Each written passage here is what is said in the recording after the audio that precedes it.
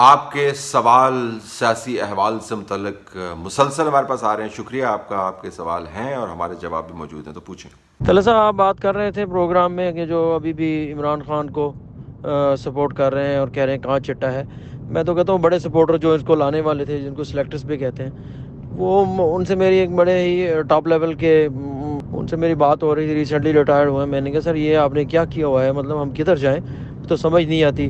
زمیندارہ کرتے ہیں, کھادیں مہنگی, ڈیزل مہنگے, بجلی مہنگی, مطلب نہ کوئی صحت کے لیے کوئی سلسلہ ہے, نہ کوئی روڈ کا کوئی سلسلہ ہے. گاڑیاں لے کے جاتے ہیں مل کی طرف تو سیزن میں 4-4 6-6 ٹائر پھٹ جاتے ہیں. یہ کیسے لوگ آپ نے یہ لا کے بٹھا دیے ہیں؟ وہ کہتے ہیں یہ مقصد دو تھے. ایک تو یہ تھا کہ نواز شریف یعنی نون لیگ اور اس کا جو سیاسی ایک بنا ہوا ہے سلسلہ موروثی پیپل پارٹی کا, وہ ختم ہو جائے, کوئی تیسری پاور لائیں. اور دوسرا یہ ہے کہ یہ باتیں جس طرح کرتا تھا تو لگتا تھا کہ یہ پاکستان کے لیے بہت کوئی ایکسٹرا آرڈنری کرے گا, لیکن یہ تو کچھ بھی نہیں ہے. یہ تو سارا جھوٹ ہی تھا. یہ تو ہوا میں تھا سارا کچھ. پتہ ہی نہیں تھا کہ اس کے پاس اس کا ویژن کیا ہے یا اس کا وہ روڈ میپ اس کے پاس کیا ہے. تو یہ میں نے کہا چلے یہ تو ہوا, یہ بزدار کیا ہے؟ تو کہتے ہیں یہ تو میں نے کہا پھر کب تک مسلط رہے گا؟ تو کہتے ہیں نہیں 5 سال تو پورے کرنے چاہیے. تو یہ بہرحال بہتر تو آپ ہی ماشاءاللہ جانتے سمجھتے ہوں گے. تو آپ بڑی لمبی چوڑی ہے آپ نے صحافت کی ہے اور یہ ماشاءاللہ بڑی گہری نظر ہوتی ہے آپ کی. کوئی فرمائیں اس سلسلے میں کہ ہم جو عام آدمی سوچتے ہیں روڈ پہ چلنے والے, جن کا بڑے شہروں کے ساتھ بھی کوئی واسطہ نہیں ہوتا, تو کیا ہم صحیح سوچ رہے ہیں؟ ایسا ہی ہے. بہت مشکل ہے اگر کامیابی کے ساتھ آپ نظام نہیں چلا رہے. انگریزی میں کہتے ہیں, اس کو اردو ترجمہ کر دیتا ہوں, کہ جو کامیابی ہے اس کے بہت سے والدین پیدا ہو جاتے ہیں, اور جو ناکامی ہے وہ یتیم ہوتی ہے. Success has many fathers, failure is an orphan. تو اگر کامیاب ہوتے تو بہت ساری ناکامیاں جو ہے وہ ڈھانپ لی جاتی. اگر کوئی پوٹینشیل ہوتا تو بہت سارے مسائل کو بھانپ کر ان کا تدارک کر دیا جاتا. اسٹیبلشمنٹ نے عمران خان صاحب کے لیے جتنی ٹربل شوٹنگ کی ہے, اتنی ٹربل شوٹنگ اسٹیبلشمنٹ نے مل کر جتنے بھی سیاستدانوں کو انہوں نے سپورٹ کیا ہے پاکستان کی پوری تاریخ میں, اتنا نہیں کام ہوا ہے عمران خان صاحب کے لیے. جنرل پاشا کی تھیریز سے لے کر اب تک آپ کو عمران خان صاحب کو جو اسٹیبلشمنٹ کی سپورٹ مہیا ہوتی نظر آتی ہے, وہ ڈاکومنٹڈ سپورٹ کی بات کروں.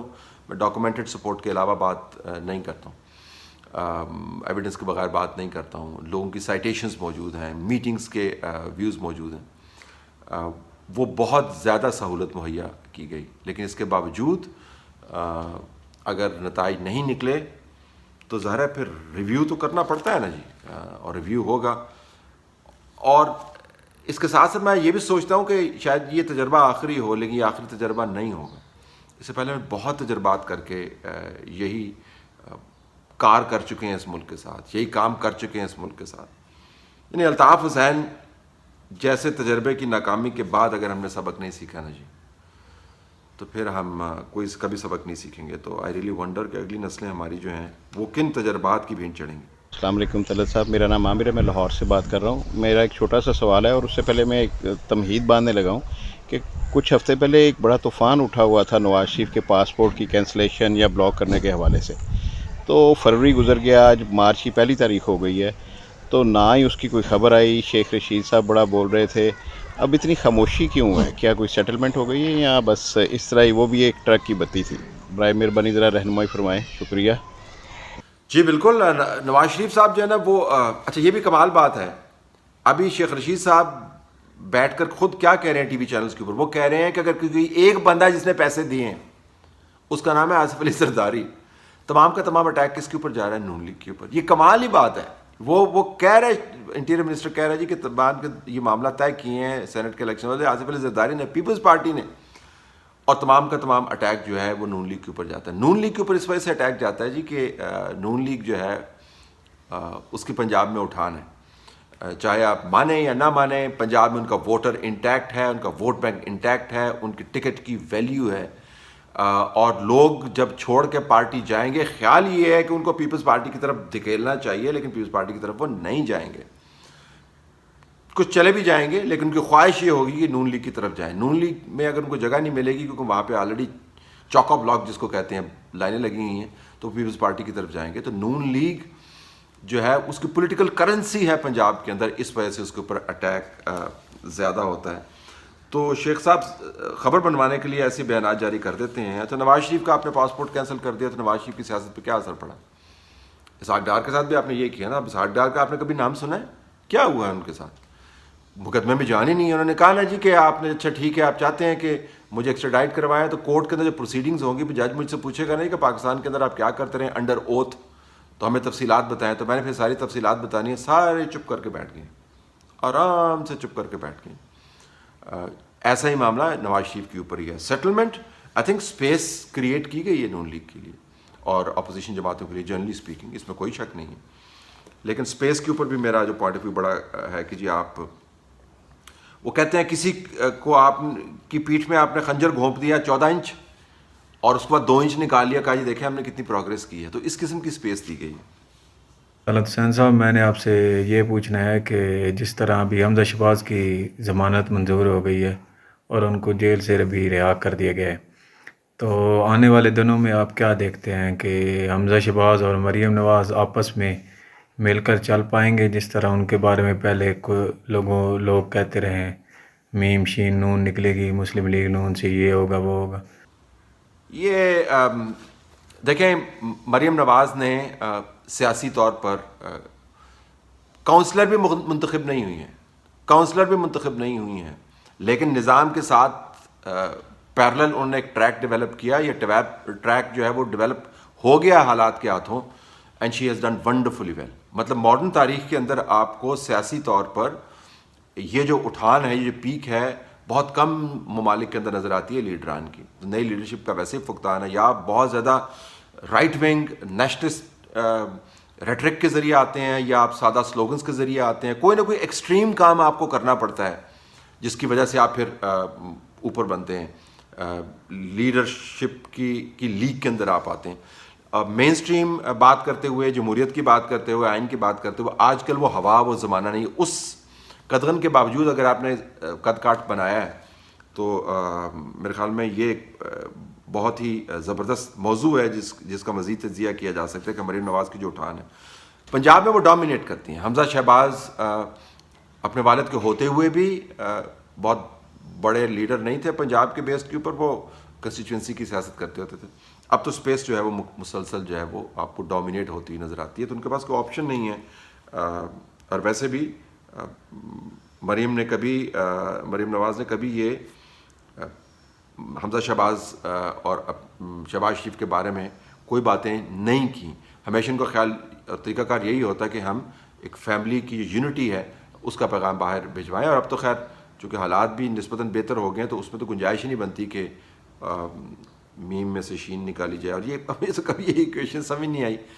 یہ جو ہے نا ٹی وی کے اوپر بیٹھ کے جملہ بازیاں ہیں, ان کا سیاست کے حقائق سے کوئی تعلق نہیں ہے. السلام علیکم طلعت بھائی, کیا حال ہے؟ امید کرتے ہیں آپ کو جلد نیشنل ٹی وی پہ اپنے انڈیپینڈنٹ پروگرام کے ساتھ دیکھیں انشاءاللہ. اچھا, سوال میرا یہ ہے کہ ووٹ کو عزت دو کا نعرہ نون لیگ جو لگاتی تھی پنجاب کے اندر, بلا مقابلہ سینیٹرز الیکٹ ہو گئے اور اس پہ نون لیگ خاموش ہے. اور جب مریم نواز صاحبہ سے ہم یہ سوال کسی صحافی نے کیا کہ یہ کیا ہوا ہے پنجاب کے اندر, تو انہوں نے کہا آپ بہتر ہے مجھ سے یہ سوال نہ ہی کریں, تو ٹھیک ہے. تو مجھے یہ سمجھائیں کہ کیا یہ ووٹ کو عزت دو کا نعرہ تب تک ہی ہوتا ہے جب تک ان کو مار پڑ رہی ہوتی ہے, جہاں سے ان کو تھوڑا سا ریلیف ملے تو یہ ووٹ کو عزت دو کا نعرہ بھی بھول جاتے ہیں اور عوام بھی ان کو بھول جاتی ہے, غریب عوام. تو کائنڈلی ذرا اس پہ مجھے بتا دیں یہ کیا ہوا ہے اور کیا سٹینس ہے آپ کا اس پہ. دوسرا سوال یہ ہے کہ سینیٹرز کیسے منتخب کیے جاتے ہیں, یہ ہمیں کمپریہنسولی سینیریو بتا دیں. یہ تو ہمیں پتہ ہے کہ لوور ہاؤس میں ہم ایک ڈفرینٹ پارٹی کے کینڈیڈیٹ کو ووٹ کرتے ہیں اور وہ جا کے بیٹھ جاتے ہیں اسمبلیوں میں, لیکن سینٹ کے اندر ڈفرینٹ ہوتا ہے کہ اس کو وہ کیسے الیکٹ ہوتے ہیں, اس کا بھی پروسیجر جو ہے ہمیں کمپریہنسولی ایک عام آدمی کو سمجھنے کے لیے ہمیں سمجھا دیں. مہربانی سر. جی بالکل. دیکھیں سیاسی طور پر سینٹ کے انتخابات میں جس کا طریقہ کار تو بڑا سمپل ہے. کچھ عرصے کے بعد آدھا سینٹ جو ہے وہ ریٹائر ہو جاتا ہے, وہ جو سیٹیں بچتی ہیں وہ صوبوں کو دے دی جاتی ہیں. صوبوں کے اندر جس پارٹی کی جتنی امیدوار ہیں ان امیدواروں کے خاص اکٹ کے اوپر ایک سینیٹر جو ہے وہ منتخب ہوتا ہے. جن پارٹیوں کے پاس ووٹ جو ہیں بچ جاتے ہیں ذرا، اور اتنے نہیں ہوتے کہ اپنا سینیٹر منتخب کرا لیں، لیکن اتنے ہوتے ہیں کہ دوسری پارٹیوں کے ساتھ ملا کر وہ ایک جوائنٹ کینڈیڈیٹ کر لیں تو وہ جوائنٹ کینڈیڈیٹ پہ چلے جاتے ہیں. جو مرکز کے اندر مقابلہ ہوتا ہے وہ سیدھا 1-on-1 ہے مرکز کا جو مقابلہ. یہ بالکل آپ نے ٹھیک کہا، پنجاب کے اندر انہوں نے سیٹلمنٹ کی. مریم نواز نے اس کے اوپر اعتراضات اٹھائے، خاموشی کے ساتھ اٹھائے، زیادہ بہتر طریقے سے بھی اٹھا سکتے تھے، لیکن ان ہاؤس پارٹی کی جو پالیسی ہے اس کی شاید وہ تابع انہوں نے کام کیا. مجھے بتایا گیا کہ جو میری معلومات ہیں کہ ان کا خیال یہ تھا کہ اگر ہم نے پرویز الہی کے ساتھ معاملات کو طے نہ کیا تو پھر جوڑ توڑ کا ایک ایسا عمل شروع ہو جائے گا جس سے ہماری باقی سیٹیں بھی متاثر ہوں گی. تو اس کے اوپر انہوں نے معاملات کو طے کیا. یہ بالکل ٹھیک بات ہے کہ جب یہ سلیکٹ ہوتے ہیں یا الیکٹ ہوتے ہیں، اس سے پہلے بڑی باتیں ہوتی ہیں، اس کے بعد وہ باتیں جو ہیں وہ بھول جاتے ہیں، نہیں بھولنی چاہیے. فی الحال تو کسی کے پاؤں ہی زمین پہ نہیں لگ رہے نا جی. فی الحال تو عوام کی بات اور عوام کے مسائل کی بات جو ہے وہ ہوتی ہوئی ہمیں نظر ہی نہیں آ رہی. ابھی تو یہی طے نہیں ہو پا رہا کہ ہم نے انتخابات کس طریقے سے کرانے ہیں اور کون سا ادارہ معتبر ہے کون سا ادارہ معتبر نہیں ہے. ہم امید کرتے ہیں کہ یہ اس جنجال سے جان چھٹے، کچھ لوگوں کے مسائل کے اوپر بھی بات ہو. جی السلام علیکم طلعت صاحب، آپ کا پروگرام ماشاء اللہ میں بہت غور سے سنتا ہوں، اور اسی وجہ سے سنتا ہوں کہ آپ ایک جید صحافی ہیں اور آپ کی بات میں کافی زیادہ وزن ہوتا ہے. سوال میرا یہ تھا کہ مسلم لیگ نون کافی، اور یہ اپوزیشن والے بھی کلیم کرتے ہیں کہ معیشت بیٹھ گئی ہے، جو کہ صحیح بات ہے، بالکل بیٹھ گئی ہے، اور واقعی یہ بہت نااہل ہیں اس وقت جو ہیں. تو اب یہ جو اگر یہ لوگ آ جاتے ہیں، for instance P M N L کی حکومت آ جاتی ہے، جو جیسے بھی حکومت آتی ہے، لیکن پی ایم این اس کو رول کر رہی ہوتی ہے، مین جو ہے ڈیسیجن وہ لیتی ہے، تو ان کے پاس کیسے کیا گدڑ سنگھی ہے، یہ معیشت کو کیسے ٹرن اراؤنڈ کریں گے کہ واقعی صحیح معنوں میں ہمارے ملک میں تھوڑی سی بہتری آ جائے، مہنگائی کم ہو جائے، کنٹرول ہو جائے اور اکنامک ایکٹیویٹی جنریٹ ہو جائے. وہ ایسا کیا کریں گے جو یہ لوگ نہیں کر پائے؟ آپ کا سوال بالکل زبردست ہے. پچھلے سوال کے جواب میں نے اسی قسم کی بات کی کہ آپ کو ایک فارورڈ لوکنگ ایجنڈا دینا ہے اور لوگوں کو بتانا ہے کہ یہ جو مسائل ہیں ان کو اس حکومت نے اس طریقے سے ٹیکل کرنے کی کوشش کی، ہمارے پاس یہ طریقہ کار ہوگا بہتر نتائج لانے کے لیے، اور ہم اتنی سپینڈنگ اس سیکٹر کے اوپر کریں گے. عموماً بدقسمتی سے یہ بحث جو ہے انتخابات کے بالکل قریب منشور کے گرد گھما دی جاتی ہے. میں اس کا بالکل بھی قائل نہیں ہوں. لکھنے کو تو بہترین منشور لکھے جا سکتے ہیں.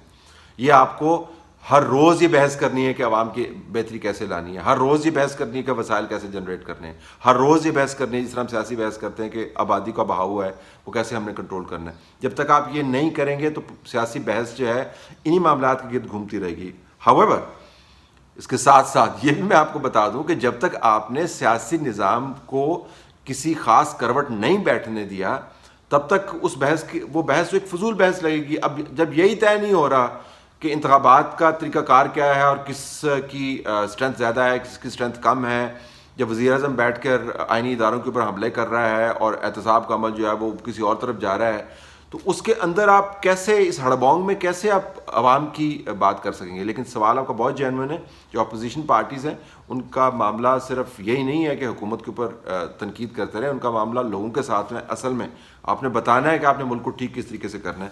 اس کے اوپر نون لیگ تو اپنے اعداد و شمار جو ہے وہ پیش کرتی ہے. وہ کہتے ہیں جی آپ نوکریوں کی تعداد جو ہے وہ کمپیئر کر لیں جب ہمارے پاس تھی، جی ڈی پی گروتھ آپ کمپیئر کر لیں جب ہمارے پاس تھی، آپ انڈسٹریز کا حال دیکھ لیں، بجلی کا حال دیکھ لیں. تو وہ موازنہ کر کے آپ کو یہ بتانے کی کوشش کرتے ہیں کہ ہمارے پاس صلاحیت موجود ہے ملک کو چلانے کی، لیکن یہ کافی نہیں ہے. لیکن یہ کافی نہیں ہے. پاکستان کافی تبدیل ہو گیا.